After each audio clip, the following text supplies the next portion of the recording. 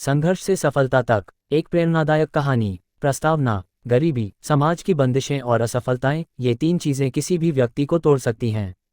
लेकिन जो व्यक्ति अपने सपनों के लिए लड़ता है और हर परिस्थिति का सामना करता है, वह न सिर्फ खुद को बल्कि दुनिया को बदल सकता है। ये कहानी ऐसे ही एक लड़के राजू की है, जिसने गरीबी और संघर्ष को अपनी ताकत बनाया और अपने सपनों को सच किया। ये कहानी सुन रहे हैं आप थ्रिलिंग लव स्टोरीज पे। अब आगे की कहानी सुनते हैं। भाग 1, गांव का जीवन और राजू की बचपन की कहानी। राजू का जन्म बिहार के एक छोटे से गांव धरनपुर में हुआ। ये गांव हर लिहाज से पिछड़ा हुआ था। न तो यहाँ बिजली थी और न ही पक्की सड़कें। खेती यहाँ का मुख्य पेशा था और गांव के ज़्यादातर लोग गरीब थे। राजू का परिवार भी इन्हीं गरीब परिवारों में से एक था। उसके पिता रामलाल गांव के खेतों में मजदूरी करते थे। माँ कमला देवी घर का काम संभालती थीं और कभी कभी दूसरों के घरों में काम कर परिवार को सहारा देती थीं। उनके पास खुद की खेती करने के लिए जमीन नहीं थी। गांव में शिक्षा को ज़्यादा महत्व नहीं दिया जाता था। बच्चे अक्सर छोटे मोटे काम करते या खेतों में अपने माता पिता की मदद करते। लेकिन राजू दूसरों से अलग था। बचपन से ही उसके सपने बड़े थे। भाग 2, शिक्षा का पहला कदम। राजू जब 5 साल का था तब गांव में एक प्राइमरी स्कूल खुला। स्कूल बहुत छोटा था और उसमें एक ही शिक्षक थे। राजू ने पढ़ाई के लिए जिद की और उसके माता पिता ने उसे स्कूल भेज दिया। गांव से स्कूल 3 किलोमीटर दूर था। राजू रोज नंगे पैर चलता, कभी कभी बारिश में भीगता और कभी तपती धूप में जलता।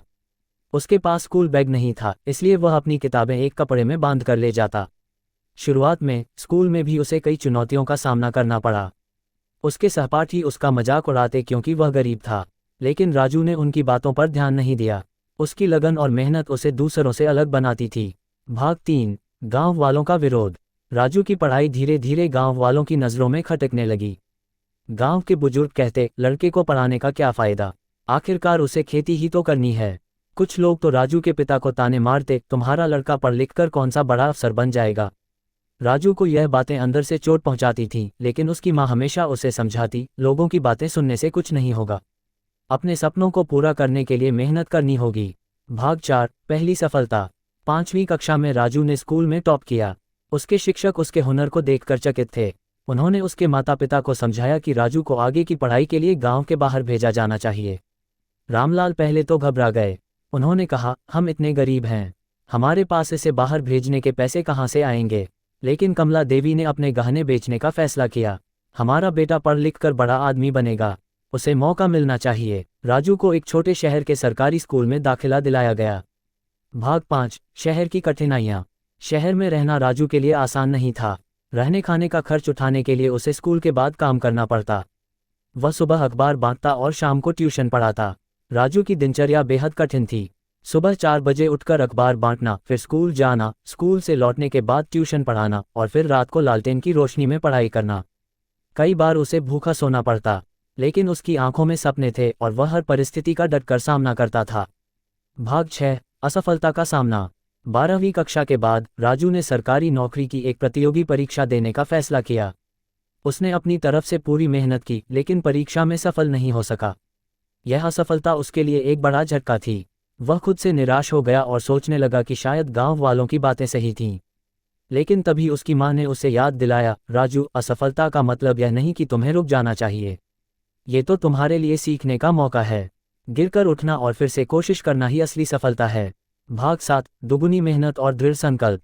राजू ने अपने सपनों को फिर से पकड़ लिया। उसने अपनी पिछली गलतियों से सीखा और एक नया लक्ष्य तय किया। अब वह आईएएस भारतीय प्रशासनिक सेवा परीक्षा की तैयारी करने लगा।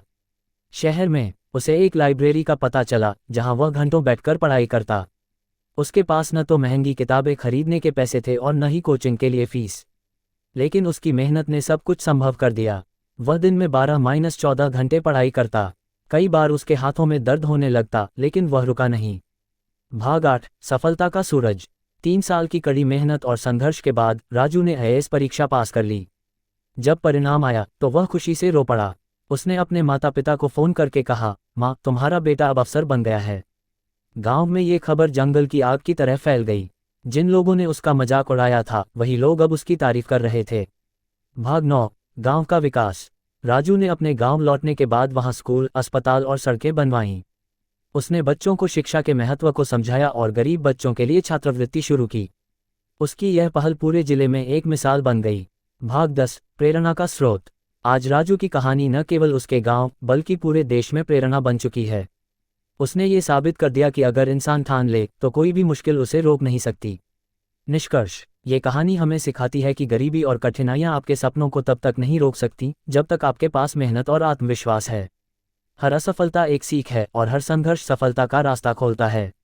और मज़ेदार कहानियाँ सुनने के लिए सब्सक्राइब करें हमारे चैनल थ्रिलिंग लव स्टोरीज को।